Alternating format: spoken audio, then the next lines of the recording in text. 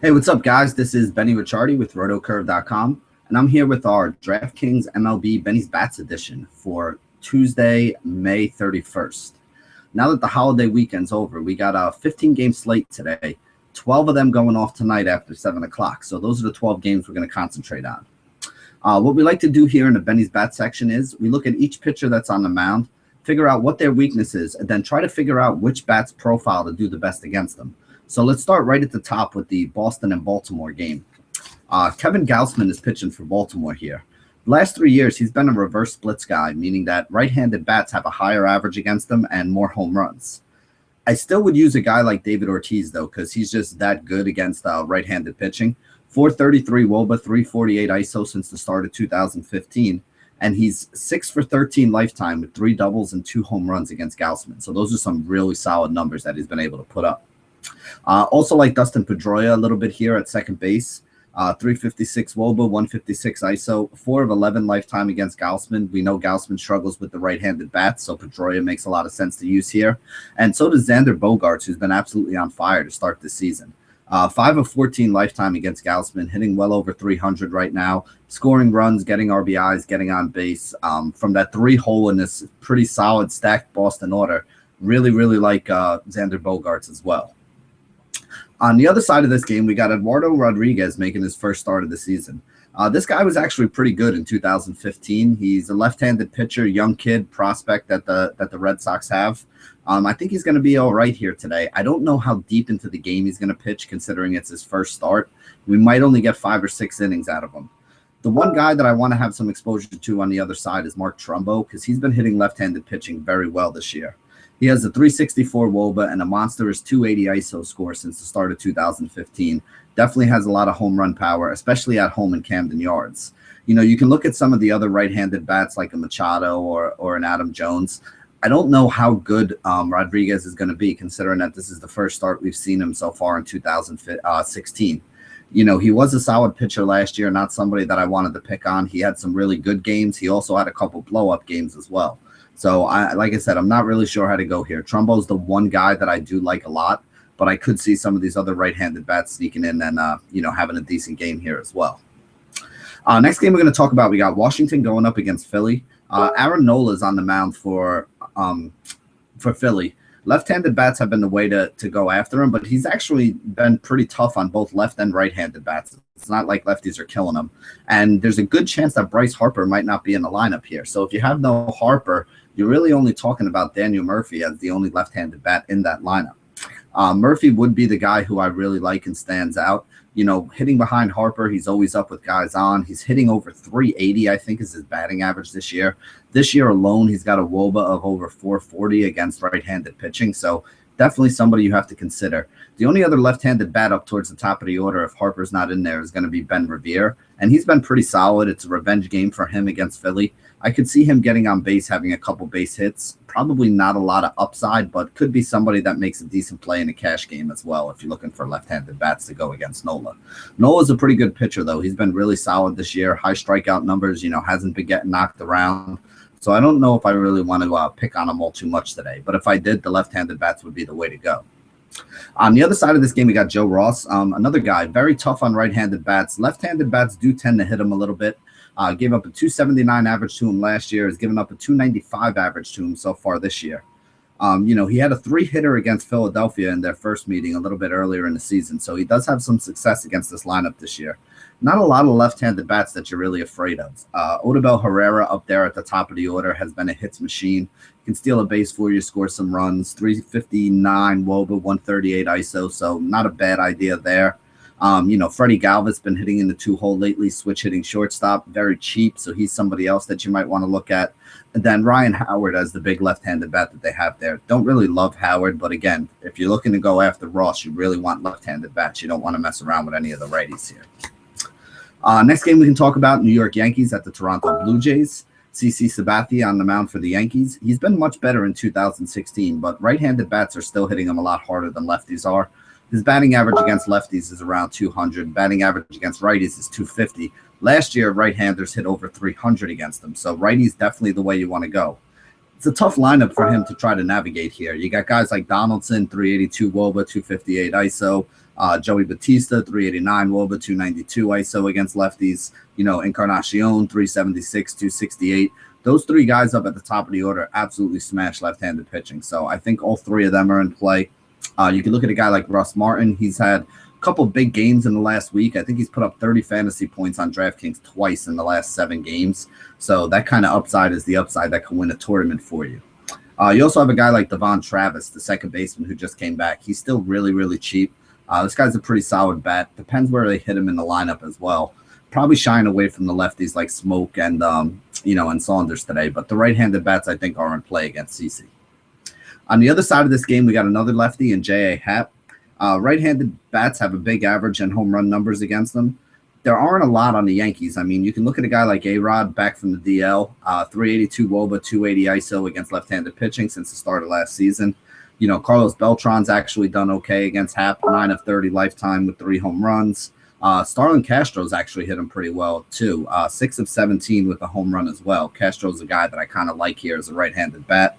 Even guys like even guys like Gardner and Ellsbury, they're both 5 of 17 and 6 of 18 against him lifetime. So solid 300-plus batting averages. I know a lot of people are talking about Happ today, but I do actually think the Yankees are a little bit sneaky against them here.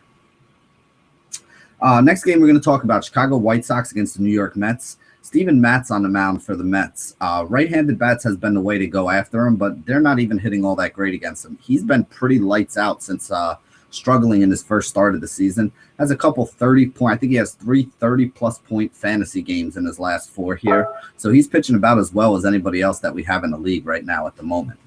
Looking at this team on the other side, this White Sox team to go up against him, I think you can look at some of the guys like, maybe a Todd Frazier, 377 WOBA for him, 346 ISO score. Somebody who has a lot of power, hits left-handed pitching very well. So if I'm using anybody against Mats today, it's probably going to be Todd Frazier. Only other guy that is a little bit interesting to me is Jimmy Rollins, 371 WOBA, 158 ISO. Rollins, he gets on base, hits left-handed pitching pretty well. So he could be another sneaky option as a cheaper guy at the shortstop position. On the other side of this game, we got Matt Latos pitching, and for the last couple of years, had about a 250 average, both right and left-handed bats. Very low home run rate, though. Doesn't give up a ton of fly balls. I do like some of these lefties on the Mets here today. Guys like Conforto and Granderson, I think, are both in play. Conforto, 394 WOBA, 282 ISO against right-handed pitching. I mean, just absolutely crushing it this year. Granderson always hits right as well. And even Cespedes, 381 WOBA, 272 ISO. Hits very well in righty-on-righty situations. So he could be another guy to take a look at Latos today. Next game we're going to talk about, we got Miami going up against Pittsburgh. Jose Fernandez on the mound for Miami. And Jose Fernandez lately, 110-plus pitches in 3 of his last 4 games, 30-plus fantasy points in each of his last 4 games. This is not a guy that you really want to mess with or take a lot of bats against. Left-handed bats do a little bit better against them, so maybe a guy like Gregory Polanco or a guy like John Jaso leading off if you wanted to. But I think there's just softer spots here today. I like Fernandez. I don't know if I'm going to pay up for him today, but I also don't think I'm taking many bats against him. On the other side of this game, we got Garrett Cole. Garrett Cole is a pretty solid pitcher as well in his own right. About a 240 batting average to righty, 250 batting average to lefty over the course of the last 3 seasons. You look at that Miami team. They didn't look good yesterday at all, but they did go up against a lefty yesterday, so maybe that's part of the reason. They do have some left-handed bats they can throw at Cole. Ichiro might be leading off up top. Christian Yelich is back in the lineup. Derek Dietrich and Justin Bohr are 2 other guys that make some sense. So I'm not really looking to pick on Cole here. Good pitchers ballpark in Pittsburgh, so I think that this is going to be a pitcher's duel. But if you did want to take any bats, some of those lefties that we just mentioned would probably be the way to go. Next game, we got San Francisco against Atlanta. Jake Peavy on the mound for San Francisco. Peavy has not been very good lately. The last couple of years, right-handed bats have hit him for a higher average. Not really a ton of right-handed bats I'm looking to go after him with on this Atlanta team. There are a couple lefties that make a little bit of sense to me. Freddie Freeman, 369 WOBA, 215 ISO. Definitely the best bat I would go after Peavy with. You can look at some of the other lefties in here. I like Malik Smith, but I don't like that he bats in the 9th hole. Ender and Ciarte and Markakis towards the top of that order could be options, as left-handed bats, even though Peavy's been better against left-handed bats recently and struggling with righties. I mean, I can't find any righties on this Atlanta team I really want to take, so the lefties would be the way to go. But I got to be honest, as much as I don't think Peavy's a good pitcher, I also don't think I'm going to be taking too many bats against him today. This Atlanta offense is just really, really bad. On the other side of this game is Matt Whistler, and Whistler has been lights out in 2016. This is a guy who gave up a 300 batting average to lefties in 2015. This year, they're only hitting about 220-ish against them, so he's much improved against left-handed bats, which has helped him be a much better pitcher this year. You got guys like Denard Span, Brandon Belt, Joe Panic, all those lefties with like 360 WOBAs and, ISOs and, lower ISOs. They're all under 200, like 180, 160, 190, kind of in that range. So I think all those guys are decent options you can look at. Buster Posey's been on fire lately, 7 for his last 17. Jacked out 2 home runs the other night. Has been just pounding in the RBIs. Did have the day off yesterday, although I think he pinch hit. So good chance he's going to be in the starting lineup here today. I like Buster Posey. Also like Hunter Pence. Hunter Pence is heating up and has pretty good numbers in this matchup as well. So again, I like all those guys on that San Francisco team. But remember, Whistler has been much better. So I don't think he's a guy that is going to get lit up for 8 to 10 runs here. But I do think that the Giants are going to knock him around and win this game. They may only wind up with 4 or 5 runs, though, so I don't know if you can really stack them. But I do think it would be a good idea to take a look at some of these guys, especially the lefties. If Span is out and Gregor Blanco is leading off, he could be another cheap salary-saving kind of option. That would allow you to fit in some of the stud pitching that we do have on the slate today. Next game, we can talk about LA Dodgers against Chicago Cubs. Jake Arrieta on the mound for the Cubs. Make this real easy, not taking any bats against Arrieta. This Dodgers team, has not been hitting all that great. This offense hasn't been as good as people expected it to be. And Arrieta has been every bit as good, if not better, than everyone expected him to be. He did have a rough start his last time out, but it was pretty much the first one he's had in about a year. And that's not an exaggeration. I think his last 25 starts have been like epic with the numbers that he's put up if you take a look at him. So I'm willing to forgive that one rough start he had last time out. I think Arrieta's in a good spot here. The only question is whether or not it's worth paying up for him. And again, not taking any Dodgers bats against them. On the other side of this game, Scott Kazmir, the lefty, and Kazmir's actually been pretty good. Has a high strikeout rate. Right-handed bats have been the way to attack him. So a guy like Chris Bryan, I think, is in play. 347 WOBA, 226 ISO, has a lot of power. Maybe a Ben Zobrist, 407 WOBA, 195 ISO. A guy like Dexter Fowler, 370 WOBA, 148 ISO. I think all these guys make sense and would be guys that I would look at here against Kazmir. This Cubs offense, they slowed down from the blistering pace they started the season at, but there's still a lot of professional hitters up and down in this lineup. Even guys like Javi Baez and Addison Russell down there towards the bottom, they all make sense. Miguel Montero, if he gets in there, they all make sense as guys that you could use here today. So I do like this Cubs offense. I think they do knock around Kazmir a little. Wouldn't be using Kazmir and wouldn't mind looking at some of these Cubs bats. Next game, St. Louis against Milwaukee. Mike Leake on the mound for St. Louis. Left-handed bats have been the way to go after him. There really aren't a lot of them on Milwaukee. I do like Jonathan Villar a lot on top of that order. 7 of his last 10 games, he's got double-digit DraftKings points. He's getting hits, he's stealing bases, he's walking, he's scoring runs.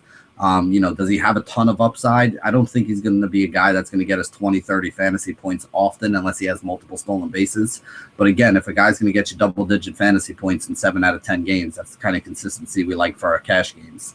Leak is not somebody who I consider to be lights out, so I do think Villar's in a pretty good spot here. You can also look at his, battery double playmate up the middle and Scooter Gannett. Gannett hits very well against right-handed pitching, so you got a left-handed pitcher up there on the top. I think that makes a little bit of sense as well. So those 2 lefties would be the guys I'd look at. On the other side of this game, we got Wiley Peralta. Right and left-handed bats have done well against them. One of the worst pitchers we have on the mound today. Really like Matt Carpenter. He stands out the most, 389 WOBA, 255 ISO. I also think you can look at some of these right-handed outfielders, whether it's Gearchuk, Holiday, Piscotty, whichever one of these guys happens to be in the game. I think they'll all be in a pretty good spot here today against Milwaukee. I don't think Peralta's a very good pitcher. The game is in Milwaukee, very good hitters ballpark. I expect this Cardinals team to light them up. Stacking up the Cardinals might not be a horrible decision today. Most of those guys are pretty reasonably priced as well. So you can stack them up and still fit in some pretty good pitching, which I think is a, really solid option and a really solid way to go today. Next game we can talk about, we got Tampa Bay against Kansas City. Drew Smyly on the mound going up against one of his former teams. he's been slipping in the last few games. I feel like regression is kind of setting in on this guy. His numbers at the beginning of the season were, top of the end, in the league, all-star caliber, Cy Young kind of numbers, and he's kind of coming back down to earth a little bit. And it is a tough matchup here for him. You got guys like Lorenzo Cain, who's in a very good spot, hits left-handed pitching very well, has over a 400 WOBA against lefties since the start of last season. Even a guy like Eric Hosmer is okay in lefty-on-lefty matchups here. This lineup for Kansas City is not the same lineup as last year. They still put the ball in play a lot, but they do strike out a little bit more. I mean, you're looking at guys like, Cuthbert and Orlando and Dyson at the bottom of this order, and maybe even Drew Butera now that Sal Perez is on the the DL as well. So you definitely don't have an order that's as good as it was last year. The guys up top, they're still all there. You got no Moustakas, you got no Alex Gordon. I mean, this is not the Kansas City team that we know from years past. I still think they're pretty solid. Smiley has been struggling a little bit lately, but I think this game could kind of go either way. If I was going to do anything, I would either stack up a bunch of these Kansas City Royals bats, or to be honest with you, I'm probably going to wind up just staying away from everybody here, maybe sprinkling a little Lorenzo Cain into some of my rosters at some point. On the other side of this game, Dylan G, the former New York Met, on the mound for Kansas City. Left-handed bats usually murder him, but there's really no left-handed bats on this Tampa Bay team to talk about. I mean, you got Corey Dickerson, who's about the only one. He's got good numbers against right-handed pitching since the start of 2015, but I feel like he's kind of struggling here. He's not hitting. He basically either hits a home run or goes like 0 for 3. So if you're looking for an upside play for a GPP, I guess that would be the way that you could kind of use him. But I still think it's very risky because, again, he has not been hitting consistently against, right-handed pitching. He's basically just been either hitting a home run or, kind of striking out a couple times and maybe getting you a walk or so. Next game we can talk about, Cincinnati against Colorado at Coors Field. So I think you can basically just use hitters on both sides of this game. Let's keep it easy here. John Moscott, probably one of the worst pitchers on the mound today, right-handed pitcher for Cincinnati. And Cincinnati's bullpen is absolutely horrible. So guys like Cargo, guys like Blackman, guys like Parra, all those left-handed bats are in play. Arenado and Story, the two big right-handed bats that hit well at home and hit well against right-handed pitching. I think those guys are in play. I think you can use guys like Mark Reynolds or Walters or, basically anybody else who gets in this order for Colorado. You want to have some exposure to Colorado. Like we said, Moscott, one of the worst starting pitchers, Cincinnati, one of the worst bullpens. You really can't ask for a better spot for this Colorado team. So I definitely think they're a team you want to have some exposure to. And then on the other side, John Gray has been very good away from Coors Field. At Coors Field, this guy has been getting lit up. He has been, absolutely horrible. Left-handed bat's really the way you want to go after him. So I know he hasn't been having the greatest season based on some of the metrics, but Joey Votto's still the best bat they have. 400 WOBA, 226 ISO. And, his hard hit percentage and his line drive percentage and, all the underlying stats that sabermetrics guys look at, they're all still very good. It hasn't really translated into a lot of upside so far this year, but it's not like he's not hitting the ball hard. So I don't think there's anything wrong with him. I think part of the problem is teams are pitching around him, and he's a very patient hitter. If you don't throw him strikes, he's going to just take the walks, which is great in real-life baseball because he's getting on base. But when we use him for fantasy, we really want him swinging the bat and trying to drive in runs and get some home runs and stuff. And like I said, Votto is a very unselfish hitter, so he's willing to just take those walks and sit on the side and not really mess around with it. And when he does stuff like that, sometimes he doesn't have a big game for you. He might have a hit and 2 walks, maybe a run scored and get you like 7 to 9 fantasy points, which, again, is not really what you're looking for. You want to get some big production out of first base. So for a cash game, I think Votto's very safe, especially with the game being in Coors Field. If you're looking for tournament upside, though, I don't think he's the guy that's going to double down for you and win you, 20,000 person GPP. So just keep that in mind before you start rolling out a stack against him. A couple other bats we can look at on this Cincy team. Adam Duvall's been hot. I think he's up to like 13 home runs right now, and people still don't play this guy. I don't know why they don't play this guy. I obviously like him better against left-handed pitching, but in Coors Field, I think he's a solid option we can look at. Jay Bruce, a left-handed batter going up against right-handed pitcher in Coors Field. I think he has some home run upside, could be another sneaky option. And then guys like Billy Hamilton and Zach Cozart on the top of that order. Hamilton especially being a left-handed bat to go up against Gray, but I don't hate Cozart either. I mean, he's pretty cheap, only like 3,600 on DraftKings. 3,600 for a guy leading off playing shortstop, which is a tough position to fill in Coors Field. Definitely somebody worth a look on your rosters here today. We got 2 games left. The next one we'll talk about is Detroit against the Los Angeles Angels. Hector Santiago, the left-handed pitcher, is on the mound for Detroit. Right-handed bats have a higher average against them, and he has a high fly ball rate and gives up a lot of home runs. So you're looking at that Detroit team. Miguel Cabrera obviously stands out, 414 WOBA, 218 ISO against left-handed pitching. JD Martinez, 365 WOBA, 246 ISO. These are the guys that have that big home run power that could take Santiago yard if he makes a mistake. But there's a lot of guys on this team that can take him yard if he makes a mistake. Justin Upton, Nick Castellanos, even a guy like Ian Kinsler. Anybody who has home run upside on this team, I think, is in play against Santiago. Any of these right-handed bats, which, as we know, Detroit has a lot of those right-handed bats here. I don't know if I really want to stack them up, but I do think that at least 1 or 2 of these guys is going to, tag Santiago for a home run and put up a big number for us today. On the other side of this game, we got Anibal Sanchez. Right-handed bats have a higher average against him. Really the only guy that kind of stands out based on the numbers for me, and the only guy that I even like on this Angels team that I ever really play is Mike Trout. 414 WOBA, 287 ISO for him. 2 of 10 lifetime with a home run against Sanchez. So not great history, but he does have good numbers against right-handed pitching, especially guys that struggle in righty-on-righty spots. So Mike Trout, kind of expensive, but might be worth it to pay up for him today, especially because I think we're going to get him at like 10% owned or less today. Next game we can look at, we got Minnesota at Oakland. Tyler Duffy, the young kid pitching for Minnesota. Limited innings pitched, but left-handed bats have been the way to go after him. There aren't really many on this Oakland team. I mean, Stephen Vogt has been hitting in the 3 spot. Cheap catcher-eligible player for you. 343 WOBA, 192 ISO. I think he's somebody we can look at. And then after that, I'd probably look at the 2 righties, Danny Valencia and Chris Davis. Really been carrying this offense this year. Both of them about 355 WOBAs. Davis almost a 270 ISO score. Valencia about a 220 ISO score. I like Valencia a little more for cash games, I think. Cheap price, solid guy in the middle of that order, been knocking in some runs. Davis is always the stick that I like to use in tournaments because he does have that big home run upside. If he gets a hold of one at his price, he can give you a really nice return on the day. Then the last guy we're going to look at is Eric Surkamp, the lefty for Oakland. Right-handed bats have a higher average against them, and let's face it, this guy is just really not that good of a pitcher. There aren't a lot of bats that profile well or have good numbers against left-handed pitching on this Minnesota team. The one guy that does really stand out to me is Miguel Sano. 390 WOBA, 248 ISO against left-handed pitching since his call up to the majors last season. I definitely like him, think he could be somebody we can look at.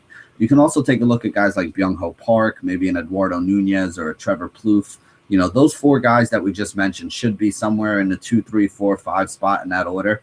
And if that's the 2, 3, 4, 5 spot in the order, I think that those guys are all kind of in play here. Surkamp being a lefty, you probably don't want to love Joe Mauer today. But if you get like a Jorge Polanco or Danny Valencia hitting up towards the top of the order, they might be in play as well. I don't like Oakland as a ballpark, but I think you can stack up Minnesota if you wanted to. Again, I usually like to stack teams that are in a better hitter's park. Oakland definitely not one of those things, but I do think their matchup is that good today. So that wraps it up for the 12-game slate that we have here for MLB DFS. Thank you guys for joining us here at rotocurve.com. And as always, stay classy, DFS.